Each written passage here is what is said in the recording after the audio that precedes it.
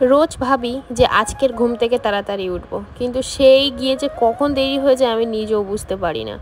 আজকেরও আমি দেরি করে ঘুম থেকে উঠেছি, ওই 8টার মতন বাজে। কি করব বলো, অনেক রাতে শুয়েছিলাম, দেখলে 8:30 বেজে গেছে।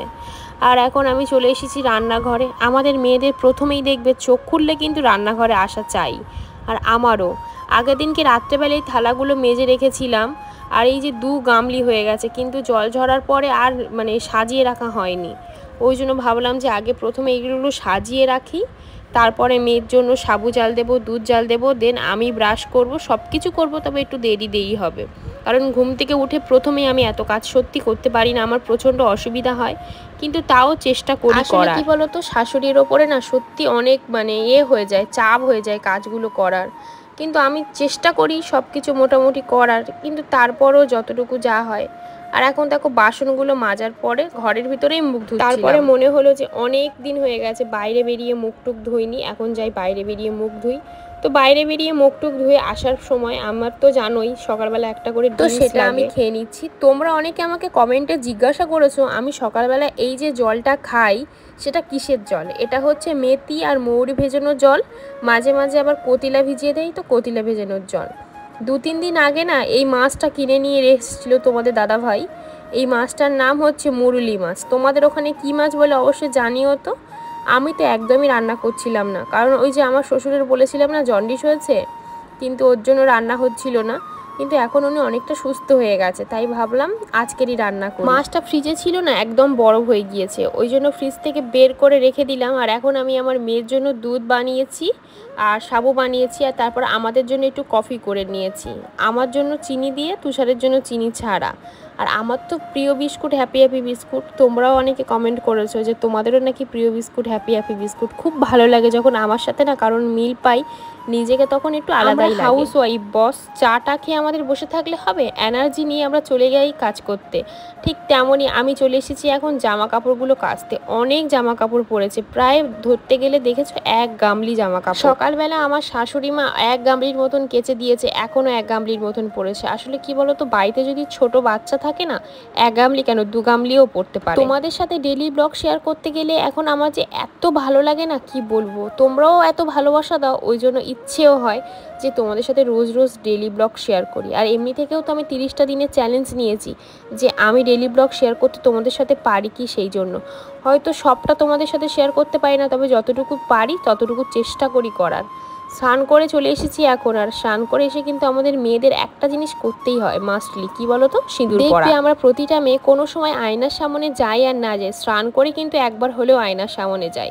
আর স্নান করে তো আমার কাজ সোজা ঠাকুর পুজো দিতে যাওয়া। তোমরা তো সবাই জানো ঠাকুর পুজো দিতে আমি আগার নাগাদ প্রচণ্ড বেশি ভালোবাসি, কিন্তু ঠাকুর ঘরে এসে দেখলাম একদম বাজে অবস্থা। আমার মেয়ে আগের দিন হাঁড়ি করা যা ছিল সব কিছু ঠাকুর ঘরে ঢুকিয়েছিল, যদিও এগুলো নিরামিষই, তো ওই জন্য আমি ঠাকুর ঘর থেকে বেরও করতে পারছি না। আমার শাশুড়ি মা আসলে উনি কি বলে রেখে তারপরে বাইরে বের করব। আর এখন দেখো আমি কলপাড়ে চলে এসেছি। আগের দিনকে একটা বোন কমেন্ট করেছিলে কলপাড়টা যেন ভালো করে পরিষ্কার করি। আসলে কি বলো তো, আমি এইসব পরিষ্কার একদমই পছন্দ পারি না বলতে গেলেই চলে। এগুলো করে আমার শ্বশুর মশাই, এবার উনি তো অসুস্থ হয়ে পড়েছে, তো ওনার জন্য আর করাও হচ্ছিল না। তবে খুব চেষ্টা করব তাড়াতাড়ি কলপাড়টা পরিষ্কার করা, কারণ আমাদের তো রান্না পুজো আছে, তো ওই জন্য। দেখো ওখান থেকে সব বাসন ধুয়ে নিয়ে এসে এখন আমি তুলসী মঞ্চে জল দিয়ে নিচ্ছি। এই ক্লিপটা তোমাদের সাথে কোনোদিন শেয়ার করিনি, তবে আজকে জানি না কেন মনে হলো শেয়ার করলাম তোমাদের সাথে। তুলসী মঞ্চে জল দেওয়া হয়ে যাওয়ার পর আমি এখন কলে যাচ্ছি। আমাদের বাড়ির পাশেই কল, ওই জন্য কোনো অসুবিধা হয় না। আমি ওখান থেকেই প্রতিদিনের জলটা নিয়ে এসে প্রতিদিনের ঠাকুরকে দিই। তারপরে দেখো ওখান থেকে চলে এসে এখন তো আমি ঠাকুর পুজো দিচ্ছিলাম। আমি ভাবছিলাম পিছন থেকে হয়তো সবটা দেখা যাচ্ছিল, কিন্তু সবটা একদমই দেখা যাচ্ছিল না। জানো তো, ইচ্ছে আছে ভবিষ্যতে ঠাকুর পুজো ঠাকুর ঘর করার জন্য অন্য কোথাও একটা করব। এইটা তো আমাদের বেডরুমের সাথে অ্যাড করা, এটা বারান্দা মতন, ব্যালকনি মতন, তো এটা পরে অন্য কিছু করে নেবো, আর ঠাকুরঘরটা বাইরে করবো বা ছাদে করব। তোমরা আমাকে একটু সাজেস্ট করো তো কিরকম কি করলে ভালো হয়। পুজো তো দেওয়া কমপ্লিট হয়ে গেছে, কিন্তু এখানে যে আমার মেমোরি ফুল হয়ে গেছিলো, তারপর অনেক ভিডিও ডিলিট করার পর আমি ভিডিও করতে পেরেছি। আগের দিনেকার জল ঢালা ভাত আছে, ওটা আমি খেয়ে নেবো। কিছুটা তোমাদের দাদাভাই খেয়ে গেছে, কিছুটা আমার শাশুড়ি মা খেয়ে গেছে, আর কিছুটা আমি খাবো। কিন্তু ভাবলাম আমাকে ভাতটা বসিয়ে দিই, তারপরে একটু রিল্যাক্স করে বসে খেয়ে ওই যে মুরুলি মাছটা রান্না করব। আমি আবার মুরুলি মাছটা না রান্না করতে জানতাম না। মাকে ফোন করে জানলাম শাশুড়ি মা তো স্কুলে চলে গেছে, ফোনও নিয়ে যায়নি, তো কার কাছে ফোন করব না করব, তাই ভাবলাম যে মাকে একবার ফোন করে জানি। আর এই মুরুলি মাছটাকে না আমি ছোটোবেলায় পুরুলিয়া মাছ বলতাম। এই মুরুলি মাছের কথা বললে আমার বাবার কথা না খুব মনে পড়ে যায় জানো তো।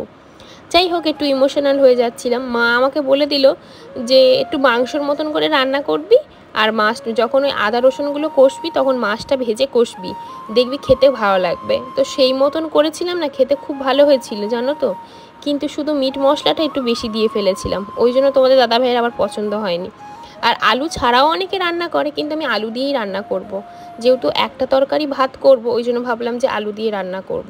ফ্রিজে না অনেক সবজি আছে, কিন্তু আমার ইচ্ছে করছে না করতে কিছু, কারণ ওই যে মেয়েটা এত পরিমাণে দুষ্টু করে, ভালো লাগে না গো রান্না করতে। শাশুড়ি মা বাড়ির সব কাজ করে যায়, আমি শুধু রান্না করবো আর পুজো দেবো। যদি তাতেই বলি যে ভালো লাগে না, তাহলে তো আর কি বলবো।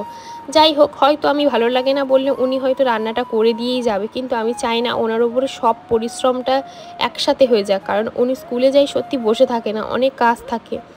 যাই হোক, তো তোমাদের সাথে কথা বলতে বলতে দেখো আমার ভাত হয়ে গেছে। আর এখন আমি আদা রসুন ফসুন সব কেটে নিচ্ছি। আচ্ছা, তোমরা আদা রসুনে বেটে নাও না এরকম চেঁচে নাও? আমাকে কমেন্ট করে জানিও তো। অনেক অনেক হলে না আমি তবে বাটি, না হলে কিন্তু আমি চেঁচে নিই। আর সত্যি কথা বলতে গেলে আমি শিলনোড়ায় বাটাটা খুব কাঁচা, খুব কাঁচা।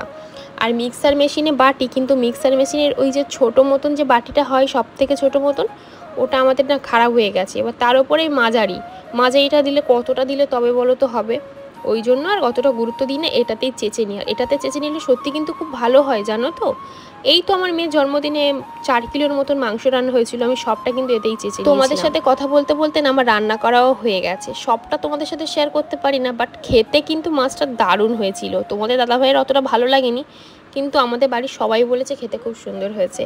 আর এখন দেখেছো, তোমাদের সাথে আমি খেতে বসছি মেকআপ করে, আমি শর্টস ভিডিও শেয়ার করছিলাম, তো সেটা শেয়ার করে পোস্ট করে সব কিছু করে, তাই না অনেক দেরি হয়ে গেছে। আমি প্রতিদিন দুপুর 2টোর সময় শর্টস ভিডিও শেয়ার করি, কিন্তু সেখানে আজকের 2:30টার সময় পোস্ট করেছি, আমার নিজেরই খারাপ লাগছিল। যাই হোক, দুর্গাপুজোর সিরিজ শুরু করব ভাবছি।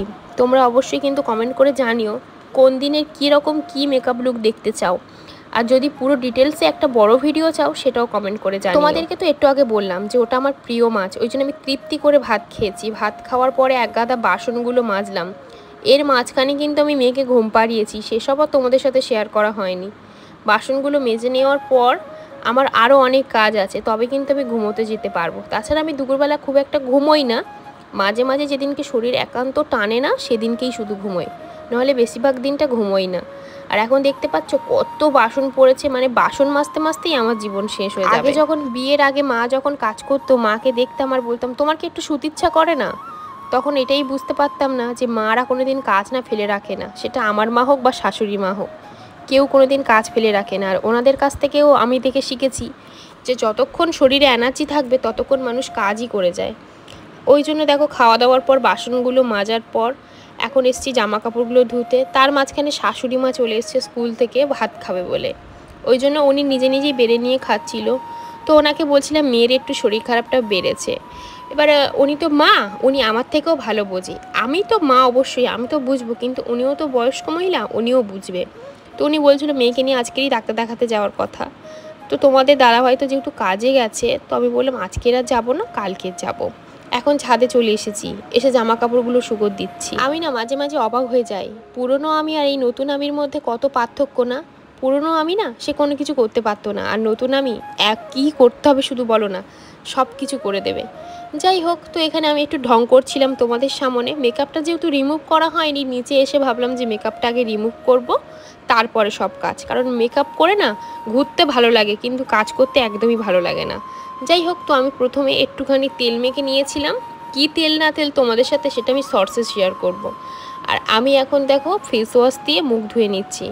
তারপরে তো অনেক পরিশ্রম হয়েছে, অনেক কাজ হয়েছে, এখন একটু রিল্যাক্স করার পালা। তো কি করে রিল্যাক্স করব?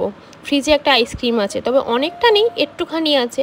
আর শ্বশুরকে দিয়ে একটা কোল্ড ড্রিঙ্কস কিনে আনিয়েছিলাম, তো এগুলো খেয়ে আমি একটু রিল্যাক্স ফিল করব। সত্যি বলতে গেলে আমি কিন্তু আইসক্রিম খেতে প্রচণ্ড ভালোবাসি। তোমরা কারা কারা আইসক্রিম খেতে ভালোবাসো কমেন্ট করে জানিও তো।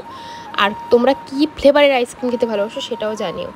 এই ফ্লেভারের আইসক্রিমটা এই গত 2-3 দিন ধরে খাচ্ছি, আমার এত ভালো লেগেছে, তোমাদের দাদাভাইকে বলেছি জানো তো, যে তুমি কিন্তু আবার নিয়ে আসবে। আর তারপরে একটু কোল্ড ড্রিঙ্কস খেয়ে নিচ্ছি আয়েস করে। সত্যি বলতে গেলে আমার প্রচণ্ড ভালো লাগে কোল্ড ড্রিঙ্কস খেতে।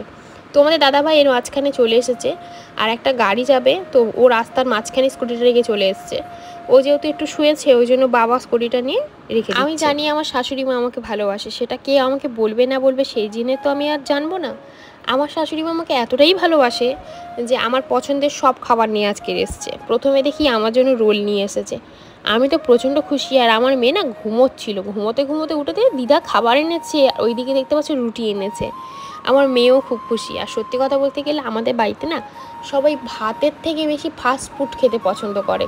আর আমাদের বাড়িতে সবাই, মানে আমার শাশুড়ি বলো বা শ্বশুর বলো, খুব ফাস্ট ফুড। আর আমার বিয়ের পরে প্রথম আমি এত ফাস্ট ফুড রান্না করতাম কি বলবো, প্রচণ্ড। আর এখন দেখো অনেকটা সন্ধে হয়ে গেছে, রোলটা কিন্তু আমি এখনও খাইনি, আমি এটা খাবো সন্ধে দিয়ে, কারণ 3 সন্ধে 1 হলে আমার মা বলে কিছু খেতে নেই। তারপরে দেখো আমি কল থেকে জল নিয়ে এলাম, নিয়ে এসে এখন ছোড়াঝাড় দিচ্ছি।